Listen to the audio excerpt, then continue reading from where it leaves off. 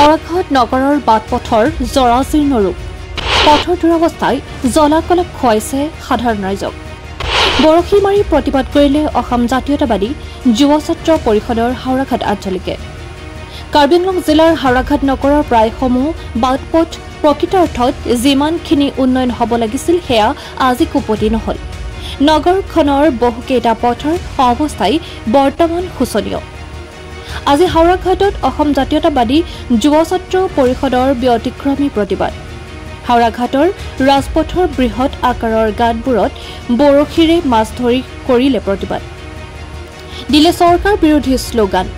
হাওৰাঘাট বজাৰৰ পৰা হাওৰাঘাট গাঁৱলৈ যোৱা পূব দিশৰ এই পথছোৱা হাওৰাঘাট পান ইংটি বজাৰৰ পৰা হাওৰাঘাট উচ্চতৰ মাধ্যমিক বিদ্যালয়ৰ লগতে হাওৰাঘাট মিলনপুৰ হৈ হাওৰাঘাট মহাবিদ্যালয়লৈ যোৱাৰ লগতে হাওৰাঘাট পান বজাৰৰ পৰা নেপালী বস্তি যোৱা আৰু নগৰখনৰ বহুকেইটা পথৰ অৱস্থাই বৰ্তমান অধিক শোচনীয় বৰ্তমানে এই পথৰ বাসিন্দাৰ লগতে ব্যৱসায়ীসকলে বহু দুৰ্ভোগ ভুগিব লগা হৈছে ইপিনে মূল্য বৃদ্ধিৰ আকাশলংঘী মূল্যই মাধমাৰ সুধোৱাৰ সময়তে ৰাইজে এতিয়া বাটপথৰ শোচনীয় অৱস্থাৰ বাবে জলাকলাপ খাইছে বাটপথৰ শোচনীয় অৱস্থাৰ বাবে এতিয়া চিন্তিত গ্ৰাহকৰ লগতে ব্যৱসায়ীসকল পথৰ দুৰৱস্থা অৱস্থাৰ বাবে গ্ৰাহকসকলো বজাৰলৈ ওলাই আহিব নোৱাৰা হৈছে হাওৰাঘাটৰ পৌৰ নিগমক অতি শীঘ্ৰেই পথৰ মেৰামতি কৰিবলৈ আহ্বান জনাই অসম জাতীয়তাবাদী যুৱ ছাত্ৰ পৰিষদৰ হাওৰাঘাট আঞ্চলিক সমিতিয়ে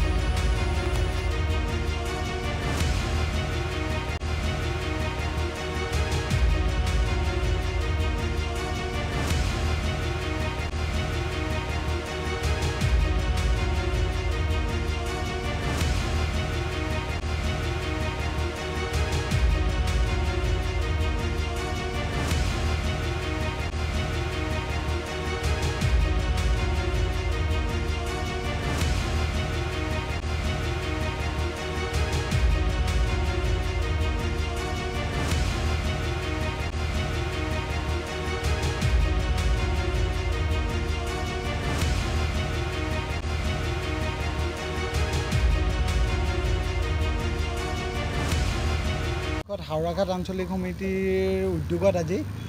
মাছ ধৰা কম্পিটিশ্যন পাতিছিলোঁ আমি আজি 5 বছৰ অতিক্ৰম কৰাৰ স্বত্তেও পৌৰসভাৰ যিকেইজন পৌৰপতি আছে তেওঁলোকে একেবাৰে নিমাত দেখা পাইছোঁ আমি ৰাস্তা ঘাটৰ ওপৰত একেবাৰে দুৰ্যোগ দেখা পাইছোঁ আমি ৰাস্তা ঘাটৰ আপোনালোকক আমি দেখুৱাবলৈ বিচাৰোঁ যে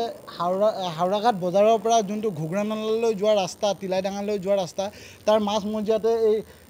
পুখুৰীৰ দৰে এটা সদৃশ হৈ পৰিছে আৰু আপোনালোকে দেখিবলৈ পাব যে হাওৰাঘাটৰ পৰা চিনেমা হল হৈ আপোনাৰ শ্মশানলৈ যোৱা ৰাস্তাত একেবাৰে দুৰৱস্থা শ্মশানলৈ ৰোগীক আপোনাৰ মৃতদেহ এটা নিব নোৱাৰে বৰষুণৰ সময়ত বাৰিষাৰ সময়ত আৰু আপোনাৰ 3খনকৈ স্কুল থকাৰ স্বত্তেও হাওৰাঘাট হাই ছেকেণ্ডেৰী হাওৰাঘাট শ্ৰীমন্ত শংকৰদেৱ আৰু অক্সফৰ্ড একাডেমী নিচিনা স্কুল থকাৰ স্বত্তেও তেওঁলোকে সেই ৰাস্তা আজিলৈকে নবনালে আৰু আপোনাৰ হাওৰাঘাটৰ মিলনপুৰৰ পৰা কলেজ যোৱা ৰোডত আজি ইমানেই যে খাল দেখা পোৱা যায় ৰাস্তাই ঘাটে কলেজত যোৱা ষ্টুডেণ্টবোৰে বহুতো দুৰ্ঘটনাতো পতিত হৈছে তাৰ বাবে আমি যুৱ ছাত্ৰ পৰিষদে বাৰংবাৰ দাবী জনাই অহাৰ পাছতো তেওঁলোকে নিমাত হৈছে তেওঁলোকে এটাই তেওঁলোকক দেখা পাইছোঁ যে তেওঁলোকে গাদীৰ স্বাৰ্থত খালি গাদী বচাবলৈ তেওঁলোকে একমাত্ৰ তেওঁলোকে ইলেকশ্যনটো খেলিছে বা তেওঁলোকে ৰাইজৰ ওচৰত তেওঁলোকে আগবাঢ়ি আহিছে নিজৰ গাদীৰ স্বাৰ্থত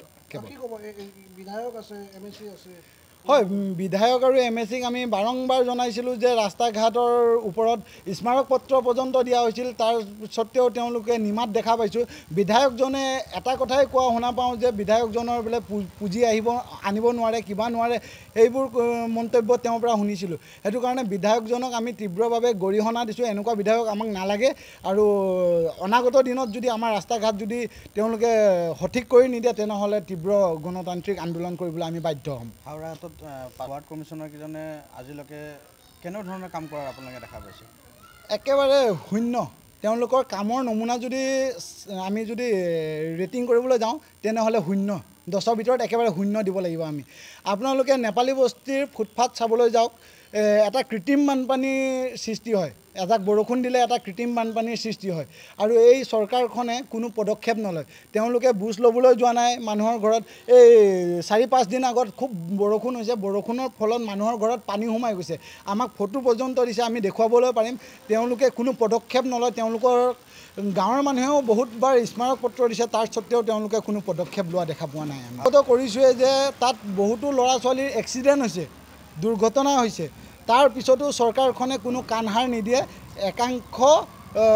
নেতাই খালি গাদী বচোৱাৰ স্বাৰ্থতহে তেওঁলোকে আছে